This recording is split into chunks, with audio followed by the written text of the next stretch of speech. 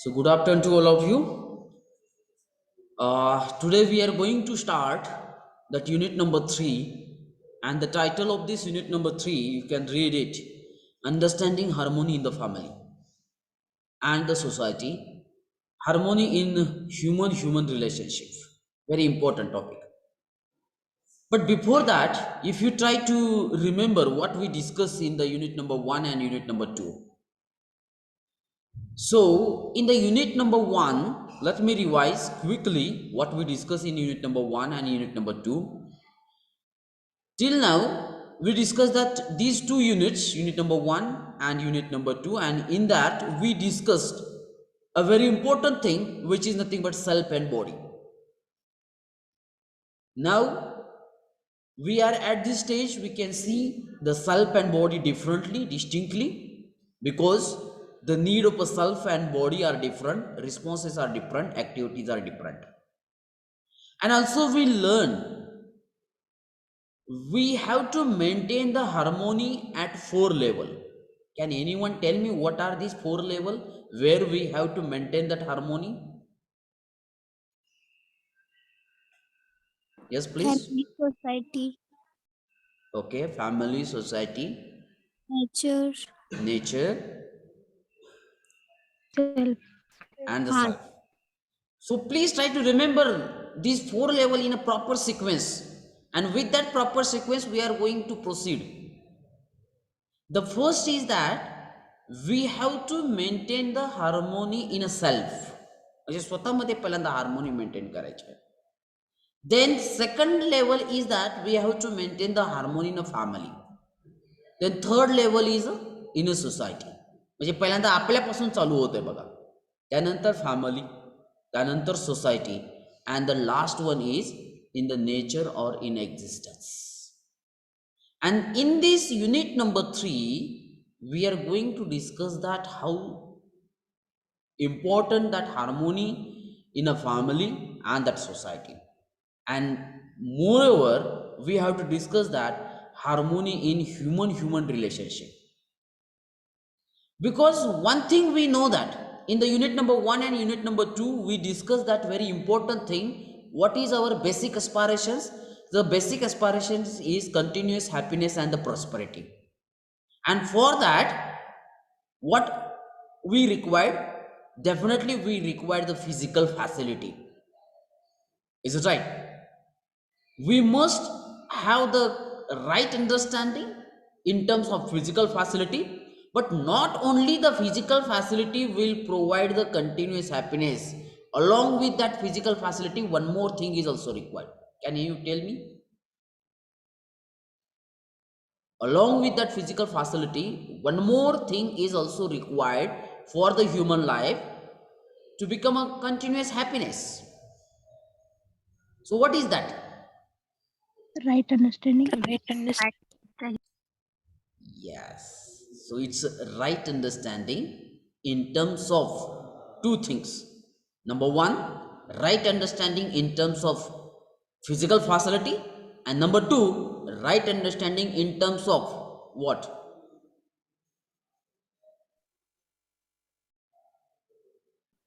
Relationship. Relationship. Actually, these are the three things. Out of these three things, we have decided or we have given the preference. Number one, to the right understanding.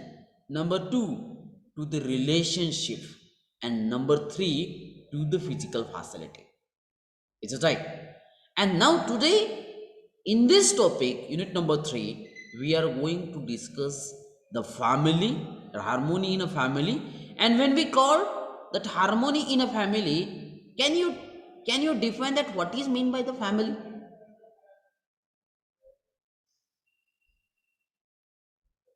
Actually, this is very general word, but it's quite difficult to define that what is mean by family. Family आपण कशाला म्हणतो? Generally आपण mother, father, brother, sister यांना एकत्र केलं तर त्यांना family म्हणतो. पण ते mother, father, brother, sisters are the other human beings. Is it right?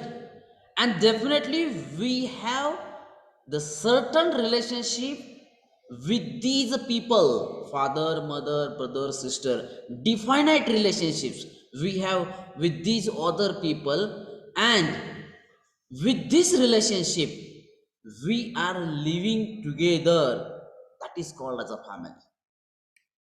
It means that when the family word it comes, along with that family word, the relationship word is also there. Means the relationship it comes into existence. कारण ज्या अर्थी आपण म्हणतोय की ही माझी आई आहे, हे माझे वडील आहेत, हे माझा भाऊ आहे, ही माझी बहीण आहे आणि हे माझे फॅमिली मेंबर्स आहेत, त्या अर्थी आपण त्यांना काहीतरी डिफायनेट रिलेशनशिप, एक रिलेशनशिप मेंटेन केलेली आहे आणि त्या रिलेशनशिपला एक लेबल दिलेलं आहे. Just like a mother, father, brother, sister, हे त्या रिलेशनशिपला दिलं गेलेलं रिलेशनशिप आहे, सॉरी लेबल आहे. Is it that clear? And we have decided to live together, that is we call it's a family. मग आपण फक्त थोड्या व्यक्तींचा विचार करून एकत्र राहिलो की त्याला फॅमिली म्हणतोय. परंतु जर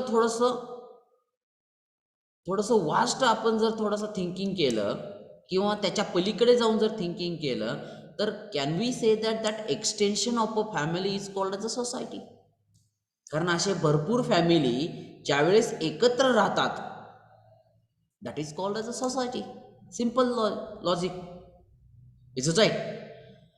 And as we know that, along with that physical facility, we want that relationship. आणि मी तर असं म्हणेल की फिजिकल फॅसिलिटीपेक्षा पण जास्त प्रेफरन्स हा रिलेशनशिपला दिलेला आहे. म्हणून आपण सेकंड प्रेफरन्स दिलेला आहे तिथं, आणि थर्ड प्रेफरन्स हा फिजिकल फॅसिलिटीला दिलेला आहे. म्हणजे आपल्याला तेवढी इम्पॉर्टंट आहे relationship. And when we have that relationship, definitely we expect that. आता बघा, ज्यावेळेस आपण म्हणतो की आपल्याला रिलेशनशिप पाहिजे, म्हणजे जसं की I I mother, one relationship is there, father, हे पाहिजेत आपल्याला, ब्रदर, सिस्टर, फ्रेंड, बरोबर आहे. हे जे काय आपण लेबल दिलेले ते रिलेशनशिपला, हे आपल्या आयुष्यामध्ये पाहिजे, तर आपण सुखी राहू शकतो. पण ज्यावेळेस आपण रिलेशनशिपच्या बाबतीमध्ये बोलतो, त्यावेळेस आपल्याला त्या रिलेशनशिपमधून जर आनंद हवा असेल, what we want, if we want that the happiness from that relationship, what is required in that relationship? Harmony. Is it right? That harmony is required in every relationship. म्हणजे जर आपण आई बरोबर हार्मोनीमध्ये असाल, तर डेफिनेटली आपण आनंदी असणार आहेत त्या रिलेशनशिपच्या बाबतीत. वडिलांबरोबर हार्मोनीमध्ये असेल तर डेफिनेटली आपण आनंदी राहणार आहोत. पण जर आपल्या एखाद्या रिलेशनशिपमध्ये जर हार्मोनी नसेल, याचाच अर्थ काय की त्याच्यामध्ये सुव्यवस्था नसेल किंवा अशी काही गोष्ट जी सहजरित्या स्वीकृत आहे आपल्याला, अशा प्रकारचा प्रकार नसेल, म्हणजे काय की जर त्या रिलेशनशिपमध्ये राग असेल, द्वेष असेल, तिरस्कार असेल, can we happy with that type of relationship? Absolutely no. आणि एक मतितार्थ आहे त्याच्यामध्ये बघा. प्रत्येक रिलेशनशिपमध्ये आपण ज्यावेळेस म्हणतो की आपलं रिलेशनशिप आहे, जसं की आपलं आईबरोबर रिलेशनशिप आहे, वडिलांबरोबर आहे, मित्राबरोबर आहे, मैत्रिणीबरोबर रिलेशनशिप आहे, असं ज्यावेळेस आपण म्हणतो, त्यावेळेस त्याच्यामध्ये एक हिडन मिनिंग लपलेला आहे. आणि तो हिडन मिनिंग जर तुम्ही समजून घेण्याचा प्रयत्न केला, if you try to understand that what the meaning is behind that the every relationship, तर तो मिनिंग असा आहे की रिलेशनशिप ही कायम दोन व्यक्तीमध्ये आहे. Is it right? And the one thing is that the relationship is nothing but the feeling. ही काय फिजिकल गोष्ट नाही आहे रिलेशनशिप, हे काय आहे? फिलिंग आहे. मग बॉडीला फिलिंग आहेत का? Yes or no? नाही. नाही. No. म्हणजे No. रिलेशनशिप हे कशामध्ये असणार आहे? Harmony. सेल्फमध्ये असणार आहे. इन बिटवीन आय मध्ये रिलेशनशिपमध्ये असणार आहे. म्हणजे the relationship is always exist in between I and I. जो एक आय आपला आहे, एक आय दुसऱ्याचा आहे, असं कन्सिडर करू आपण. बरोबर आहे. But our misunderstanding is that we are always give the focus towards the body. म्हणजे आपण रिलेशनशिप ही बॉडीला कन्सिडर करून चालतो, पण नाहीये. जसं मी आत्ता एक्सप्लेन केलं की रिलेशनशिप ही फिजिकल गोष्ट नाहीये, फिजिकल फॅसिलिटी नाहीये, हे एक फिलिंग आहे. आणि बॉडीला फिलिंग नसतात. Feeling is related to the I, so that the relationship is always in present with I and I, in between that I and I. And the one basic meaning is behind that relationship is there. ज्यावेळेस आपण relationship मध्ये म्हणतो त्यावेळेस एक अर्थ त्याच्यामध्ये लपलेला आहे की तो म्हणजे त्या रिलेशनशिपमध्ये जे दोन व्यक्तींमध्ये जे आपण म्हणतो रिलेशनशिप आहे, तर ते दोन्हीही व्यक्ती आनंदी असले पाहिजेत. म्हणजे मी पण आनंदी असला पाहिजे, म्हणजे सेल्फ आय पण आनंदी असला पाहिजे आणि अदर आय पण आनंदी असला पाहिजे, तर ते खरं रिलेशन, ज्याला आपण स्ट्रॉंग रिलेशनशिप किंवा हेल्दी रिलेशनशिप म्हणतो. जर त्याच्यामध्ये जर द्वेष असेल, राग असेल, तिरस्कार असेल किंवा इतर कुठल्या ऑड गोष्टी असतील, तर डेफिनेटली त्याला रिलेशनशिप म्हणता येणार नाही. कारण रिलेशनशिपचाच अर्थ असा आहे की ते दोन्हीही आय हॅपी असले पाहिजे. That is called as a mutual happiness and that is expected thing. म्हणून तर रिलेशनशिप आहे. Mutual happiness is one of the important thing. That's why the relationship is present and this is the basic meaning behind that every relationship. आता थोडासा विचार करा की जर mutual हॅपीनेसच नाहीये, म्हणजे त्या रिलेशनशिप बद्दल त्या दोन आय मध्ये हॅपीनेसच नाहीये, तर त्याला आपण स्ट्रॉंग किंवा हेल्दी रिलेशनशिप म्हणू शकतो का? नाही म्हणू शकत. So that point you need to understand. म्हणजे या ठिकाणी तुम्हाला दोन पॉइंट मी तुमच्या समोर ठेवलेले आहेत बघा. First, very important point, the relationship is a feeling and which is related to the I only. This is the first. The relationship is always present in between I and I. This is the first. And the second thing is that the main motto behind every relationship is the mutual happiness. And how it, yes, slide change केली का तुम्ही? नाही change केली अजून slide. Okay sir.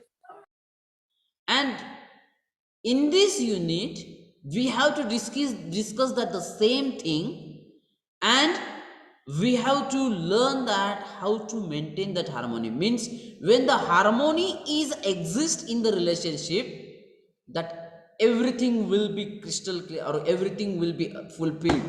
It means that the mutual happiness will be there, and that's why it is necessary to maintain that harmony in that relationship is there. And the same things we are going to discuss in this topic is there.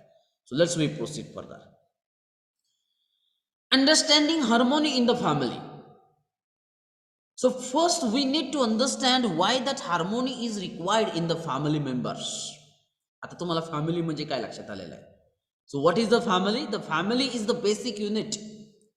आता याला basic unit का म्हणलेलं आहे ते बघा पहिल्यांदा. The family is the basic unit or the building block. Because we born in a family, we grow in a family, and we learn so many things from family. That's why we call it a basic unit. कारण आपला जन्म हा फॅमिलीमध्येच होतोय, आपण वाढतोय ते फॅमिलीमध्येच, आणि आपल्याला पहिल्यांदा जे प्रशिक्षण दिलं जातं, शिक्षण दिलं जातं, मार्गदर्शन केलं जातं, ते फॅमिलीमध्येच केलं जातं. That's why we call it's a basic unit. So that's why we call the family is the basic unit or building block of a human organization. It provides the base. मग आपल्याला फॅमिलीमध्ये नेमकं काय मिळतं आहे? It provides the base for appreciating, accepting, understanding and practicing to live in relationship and harmony. म्हणजे actually आपल्याला फॅमिलीमध्ये ते प्रशिक्षण दिलं जातं, ते शिक्षण दिलं जातं, ते मार्गदर्शन केलं जातं की काय चुकीचं आहे, काय बरोबर आहे, रिलेशनशिप कशी मेंटेन केली पाहिजे, ॲक्सेप्टिंग कोणत्या गोष्टी ॲक्सेप्ट केल्या पाहिजेत, काय अंडरस्टँडिंग केलं पाहिजे, लक्षात येत आहे, हार्मोनी कशी मेंटेन केली पाहिजे, हे सगळं शिक्षण हे आपल्याला आपल्या फॅमिलीमध्ये दिलं जातं. That's why we call it is a basic unit. Is it right? Every human being is born in a family and is a part of a family. प्रत्येक ह्युमन बिईंग हा फॅमिलीचा पार्ट आहे. Is it right? The fulfilment of a requirement of a self and body begins from the family. म्हणजे आपण जन्माला येतो फॅमिलीमध्ये, वाढतो फॅमिलीमध्ये, भरपूर काही गोष्टी फॅमिलीमधून घेतो, म्हणजे आपल्याला जी काही बॉडीची रिक्वायरमेंट आहे, सेल्फची रिक्वायरमेंट आहे, ती आपल्या फॅमिलीपासून फुलफिलमेंट व्हायला चालू होते. That we need to understand first. That is called as a family. The prosperity in the family. Now we actually expect that things. बघा, आपण आपल्या लाईफमध्ये काय एक्सपेक्ट करतोय की मी पण आनंदी असलो पाहिजे आणि फॅमिली मेंबर पण आनंदी असले पाहिजेत. असं कोणाला तरी वाटतं का हो की बाबा मी आनंदी पाहिजे, फक्त फॅमिली मेंबरचं मला माहीत नाही. कारण आपल्याला ते लहानपणापासूनच शिक्षण दिलं गेलेलं आहे की आई बरोबरचं रिलेशन, वडिलांबरोबरचं रिलेशन, भाऊ बहीण बरोबरचं रिलेशन आणि ते एकत्र राहणे, तर सर्वांमधला आनंद, हे याच्यासाठी आपल्याला ॲक्च्युली शिक्षण दिलं जातं लहानपणापासून, जन्मल्यापासून. And actually what is naturally acceptable things? Naturally acceptable thing is that we should try for our happiness as well as for family member happiness. म्हणजे आपल्याला सगळ्यांना आपले फॅमिली मेंबर हे आनंदी असणं, म्हणजे आनंदी ठेवता आले पाहिजेत आणि त्याच्यासाठी आपला ट्राय असला पाहिजे.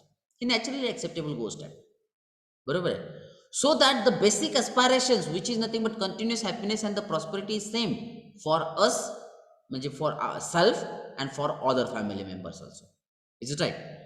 मग जर आपल्या फॅमिली मेंबरमध्ये प्रॉस्पेरिटी, प्रॉस्पेरिटी म्हणजे तुम्हाला पहिल्या टॉपिकमध्ये सांगितले, what is mean by the prosperity?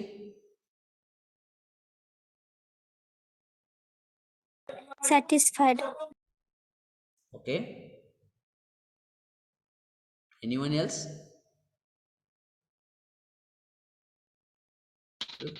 Whatever I have, that all are more than enough to live Yes. happily.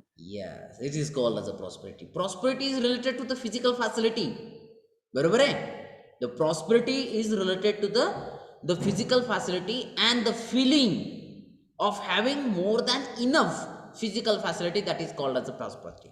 म्हणजे आपल्यामध्ये ज्यावेळेस ते फिलिंग असेल की माझ्याकडे जी म्हणजे फिजिकल फॅसिलिटी आहे, it's more than enough, that is called as a prosperity. बरोबर आहे? मग त्याच्यासाठी आपल्याला काय हवं आहे? We have that the right understanding about that the requirement. And if we actually want my all family member must be prosperous, ही आपली इच्छा आहे, हे आपले एक्सपेक्टेशन आहे की आपले फॅमिली मेंबर हे सगळे आपल्याला काय वाटतायत, आनंदी तर असलेच पाहिजेत आणि ते प्रॉस्परस पण असले पाहिजेत. म्हणजे काय की जेवढी त्यांच्याकडे आपल्याकडे फिजिकल फॅसिलिटी आहे त्याच्यावरती आपण सर्वजण आनंदी आणि खुश असलं पाहिजे. That is called as a prosperity. That feeling of having more than enough physical facility ही सगळ्या फॅमिली मेंबरमध्ये असणं आवश्यक आहे. That is the expected things. And what is required for that feeling? The three things are required. Number one, right understanding of the requirement. म्हणजे आपल्या ज्या काही requirement आहेत, जे काही फिजिकल फॅसिलिटीची गरज आहे, त्याच्याबद्दल राईट अंडरस्टँडिंग हे सगळ्या फॅमिली मेंबरमध्ये असलं पाहिजे. फक्त आपल्यामध्ये असून उपयोगाचं नाही आहे, ते सगळ्यांमध्ये असलं पाहिजे. Number two, producing more than the requirement. मग जेवढी आपली रिक्वायरमेंट आपण ओळखलेली आहे, अंडरस्टँड केलेली आहे, आयडेंटिफाईड केलेली आहे, मग प्रत्येकाकडे त्याची कॅपॅसिटी पाहिजे, त्याचं पोटेन्शियल पाहिजे की जेणेकरून तेवढी रिक्वायरमेंट आपण फुलफिल करू शकू, किंबहुना त्याच्यापेक्षा जास्त रिक्वायरमेंट आपण फुलफिल करू शकू.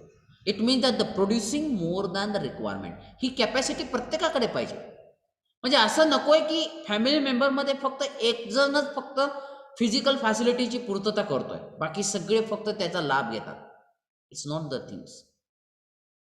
What is required? The family, all family member must have the right understanding pailanda, and they can produce the requirement, they can fulfill the need of a physical facility. And the third and more important thing is that आता ज्यावेळेस आपल्याला physical facility आपण ओळखली आहे आणि त्याची requirement करण्याची क्षमता पण आपल्याकडे आहे, परंतु तिसरी सगळ्यात महत्त्वाची गोष्ट लक्षात ठेवली पाहिजे, and that is nothing but take care that the fulfilment does not come from exploitation. एक्सप्लॉयटेशनचा अर्थ आहे शोषण करणे. म्हणजे आपण दुसऱ्याचं शोषण करून आपली स्वतःची फुलफिलमेंट तर करत नाही का, हे सगळ्यांनी क्रॉस चेक करणं गरजेचं आहे. जर आपण दुसऱ्याचं शोषण करून जर आपली फिजिकल फॅसिलिटीची गरज जर फुलफिल करत असेल तर डेफिनेटली आपली फॅमिली कधीही प्रॉस्परस असणार नाही. That is the things. परंतु आजकाल हे सगळं चेक होतंय का? आणि जर चेक होत नसेल तर डेफिनेटली जर असे प्रकार जर होत असेल, दुसऱ्याचं शोषण होत असेल, तर डेफिनेटली ती फॅमिली कधीही आनंदी किंवा प्रॉस्परस राहू शकत नाही. That is the naturally acceptable things.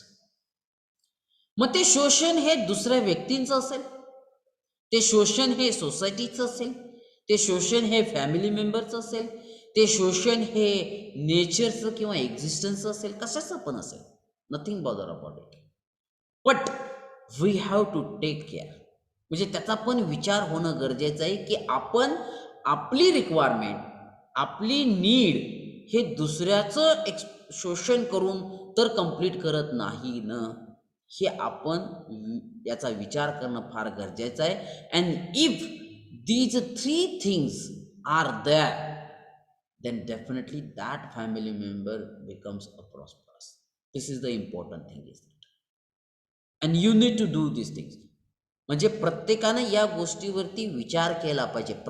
म्हणून मी सांगतो की प्रत्येक फॅमिली मेंबरनं याचा विचार करणं फार गरजेचं आहे. and then it is possible to maintain the harmony in all family members. Is it that clear? Okay, so let's we proceed further. Harmony in a family, understanding value in a human relationship.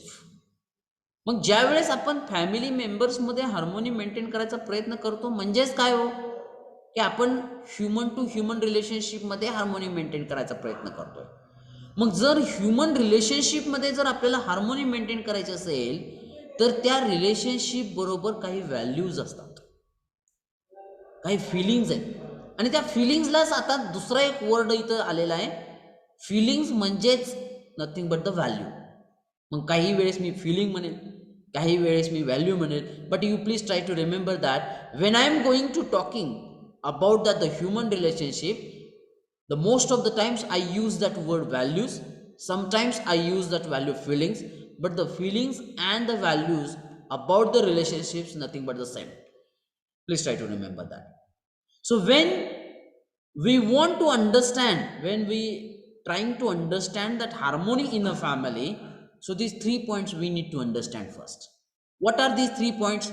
The self I has the feeling in relationship. कारण relationship हे मी सांगितलं की हे relationship म्हणजेच एक feeling आहे, आणि ते जे feeling it is not related to body, कारण बॉडीला फिलिंग लक्षात येत नाही. Body is a materialistic thing, physiochemical things. So who knows the feeling? I knows the feeling. Self knows the feeling. So that the relationship is related to the self, not a body.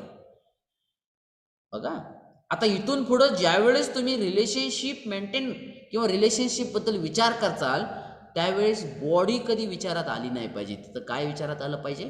Self विचारात आला पाहिजे, I विचारात आला पाहिजे. आणि most of the times बघा, पण fact काय बघा, now days what is the current scenario? The current scenario is that we are trying to maintain the relationship by considering the body. बघा तुम्ही थोडा विचार करून, आपण रिलेशनशिप हे बॉडीच्या आधारावरती मेंटेन करतोय. ही आपलं total gross misunderstanding I say that here. पण हे लक्षात घेणं गरजेचं आहे की रिलेशनशिप हे फिलिंग आहे जे बॉडीला लक्षात येत नाही, तर ते लक्षात येत आहे फक्त सेल्फला. That's why the first sentence it is written here, the self I has the feeling in relationship. Second point, these feelings are between I of one with the I of others. Relationship आहे म्हणजे हे feeling फक्त I आणि I मध्ये असेल, मग एक I दुसऱ्या आय बरोबर असलेलं फिलिंग आहे, बरोबर आहे. दीज फिलिंग्स आर डिफायनाइट, ते डिफायनाइट फिलिंग्स आहेत, and they can be identify with definiteness, आणि ते ओळखता पण आले पाहिजेत, ओळखता पण येतात, हे लक्षात येणं गरजेचं आहे. Is that clear? So these are the very important concepts related to the relationship only. Okay, let's we move forward. In any relationship there is a need of a mutual happiness. Ultimate motto सांगितला बघा आता मी इथं. याच्यापूर्वी मी तुम्हाला explain केलेलं आहे की what is the ultimate motto behind that every relationship, which is nothing but mutual happiness. आणि mutual happiness याचा अर्थ फक्त एक आय हॅपी असला पाहिजे असं नाही, बरोबर आहे. म्युच्युअल म्हणजे रिलेशनशिपमध्ये असलेले दोन्हीही आय हे हॅपी असले पाहिजे. That concept is called as a mutual happiness, and that is the ultimate motto behind that every relationship. The mutual happiness in the relationship depends upon. आता हा म्युच्युअल हॅपीनेस नेमका कशावरती डिपेंड आहे? आपल्याला त्याचा ultimate motor तर लक्षात आलाय प्रत्येक रिलेशनशिपचा, आणि आपल्याला हे पण लक्षात आलं की रिलेशनशिप हे आय आणि आय मध्ये आहे, आणि त्याचं मेन टार्गेट काय की म्युच्युअल हॅपीनेस. मग आता हे म्युच्युअल हॅपीनेसच कशावरती डिपेंड आहे? Number one, recognition of definite feelings, म्हणजे त्या रिलेशनशिप मधलं फिलिंग्स लक्षात येणं गरजेचं आहे, ते ओळखणं लक्षात येणं गरजेचं आहे, म्हणजेच त्याच्यामधल्या व्हॅल्यूज लक्षात येणं किंवा ओळखता आल्या पाहिजेत, values. Then number two, their fulfilment. एकदा ते फिलिंग्स लक्षात आले, एकदा त्या व्हॅल्यूज लक्षात आल्या, तर त्याची फुलफिलमेंट करता आली पाहिजे आपल्याला. And number three, right evaluation of a fulfilment. म्हणजे ज्या अर्थी मी असं म्हणतोय की ही माझी आई आहे, एक रिलेशनशिप झालं self I and other I मधलं, मग त्याच्यातला मेन मोटो काय की दोन्ही आय खुश असले पाहिजेत, आनंदी असले पाहिजेत. म्हणजे मी पण आनंदी असलं पाहिजे, माझी आई पण आनंदी असलं पाहिजे. मग हे कसं पॉसिबल आहे की पहिल्यांदा जे मी रिलेशनशिप मेंटेन केलेलं आहे त्याच्यामधल्या व्हॅल्यूज लक्षात आल्या पाहिजेत. म्हणजे ती माझी आई आहे किंवा मी तिचा मुलगा आहे, याच्यामध्ये काय व्हॅल्यूज आहेत, याच्यामध्ये काय फिलिंग्ज आहेत. आता तो व्हॅल्यूचा पार्ट आपण बघणार आहोत त्याच्या पुढं. There are total 9 values are there in every relationship. मग त्या 9 व्हॅल्यूज काय आहेत हे लक्षात येणं गरजेचं आहे, ते ओळखणं गरजेचं आहे. मग फक्त ओळख किंवा लक्षात येऊन पण गरजेचं नाही आहे, त्याची फुलफिलमेंट झाली पाहिजे. म्हणजे एक व्हॅल्यू सांगतो बघा, ट्रस्ट, विश्वास ज्याला म्हणतो. म्हणजे माझा आईवरती विश्वास, आईचा माझ्यावरती विश्वास असणं गरजेचं आहे, लक्षात आहे. त्यानंतर दुसरी व्हॅल्यू सांगतो केअर, म्हणजे मी आईची काळजी घेणं गरजेचं आहे, आई तर डेफिनेटली माझी काळजी घेतेच आहे. त्यानंतर लास्टची व्हॅल्यू सांगतो बघा लव, म्हणजे मला माझ्यामध्ये आईबद्दल प्रेम असणं गरजेचं आहे, आणि आईला तर डेफिनेटली मुलाबद्दल प्रेम असतंच आहे. म्हणजे अशा टोटल 9 व्हॅल्यूज, त्यातल्या 3 व्हॅल्यूज फक्त मी सांगितलं, त्याची फुलफिलमेंट होणं गरजेचं आहे, तर डेफिनेटली म्युच्युअल हॅपीनेस येऊ शकतो. And the last thing is that right evaluation of a fulfilment. म्हणजे ती जी काय फुलफिलमेंट होते ते डेफिनेटली बरोबर मार्गाने होते का नाही याचं पण इव्हॅल्युएशन झालं पाहिजे. Is it that clear? So these are the very important concepts related to the relationship is there. Is it that clear up to this? Yes or no? Yes, sir. Okay. Yes. So let's we move forward. Try to read it along with me. The feelings of relationship as the basis of harmony in the family. म्हणजे आपण ज्या वेळेस रिलेशनशिपमध्ये values put up करू, maintain करू, fulfil करू, तर आणि तरच फॅमिलीमध्ये आपल्या हार्मोनी मेंटेन होणार. This is the point. Harmony in the family has primarily to do with the fulfilment of a relationship. म्हणजे जर आपल्याला फॅमिलीमध्ये हार्मोनी मेंटेन करायची असेल तर आपल्याला पहिल्यांदा रिलेशनशिपची फुलफिलमेंट करता आली पाहिजे between one human being to the other human being. In order to fulfill the relationship, it is necessary to understand the relationship. म्हणजे ज्यावेळेस आपल्याला रिलेशनशिप फुलफिलमेंट करायची असेल तर पहिल्यांदा ती आपल्याला चांगल्या प्रकारे ओळखता आली पाहिजे ती रिलेशनशिप.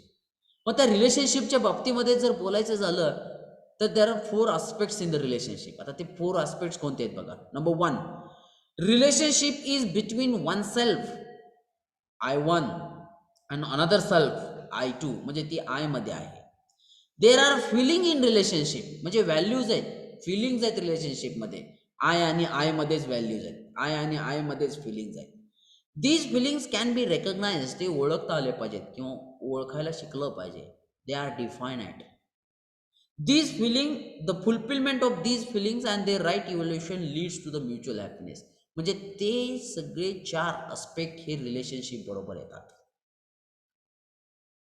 मग आता तुमच्या मनामध्ये हा प्रश्न डेफिनेटली उपस्थित राहू शकतो की अशा कोणत्या त्या 9 फिलिंग्स आहेत, 9 व्हॅल्यूज आहेत की जेणेकरून त्या फिलिंग्समुळे, त्या व्हॅल्यूजमुळं रिलेशनशिपमध्ये म्युच्युअल हॅपीनेस येऊ शकतो. Is it that clear? So let's we try to discuss about what are these the 9 values are there. But before that, just see this the diagram. If you see that from this diagram, you can clearly understood the one thing. This is orange color eye is a one eye, the green color eye is that another, and in between them the relationship is exist. Recognize the value in relationship. म्हणजे त्यातल्या feelings लक्षात येणं गरजेचं आहे, ते ओळखता आले पाहिजे, त्याच्या व्हॅल्यू लक्षात आले पाहिजे. फुलफिलमेंट ऑफ अ व्हॅल्यूज, त्याची फुलफिलमेंट झाली पाहिजे. Evaluate that fulfilment of that values and then what is possible, ultimate motto mutual happiness. म्हणजे हे म्युच्युअल हॅपीनेस या 2 आयमध्ये हे कधी पॉसिबल आहे तर त्याची पहिली स्टेप्स आहे recognise the values in relationship. दूसरी स्टेप्स आहे फुलफिलमेंट ऑफ दॅट व्हॅल्यूज. तीसरी स्टेप्स आहे evaluate the fulfilment of the values and then it is possible to maintain the mutual happiness. Is it that clear? And see that what are these feelings?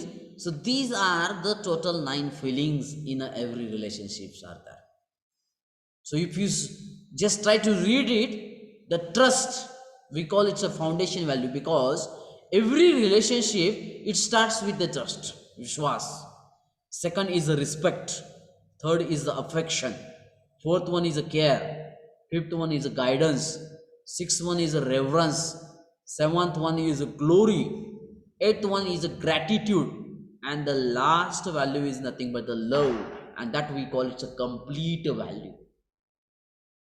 म्हणजे प्रत्येक relationship हे ट्रस्टच्या आधारावरती चालू होतं. That's why we call it's a foundation value. आणि every relationship will end with this love.